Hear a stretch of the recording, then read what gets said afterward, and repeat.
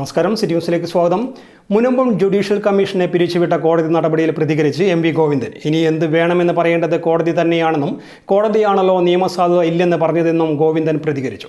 തുടർന്നുള്ള കാര്യങ്ങളും കോടതി തന്നെ തീരുമാനിക്കട്ടെയെന്നും കോടതി തന്നെയല്ലേ അപ്പീലെന്നും എം വി ഗോവിന്ദൻ പറഞ്ഞു. ആശാവർക്കർമാരുടെ സമരമല്ല, സമരം ഏകോപിപ്പിക്കുന്ന ആൾക്കാരാണ് പ്രശ്നം.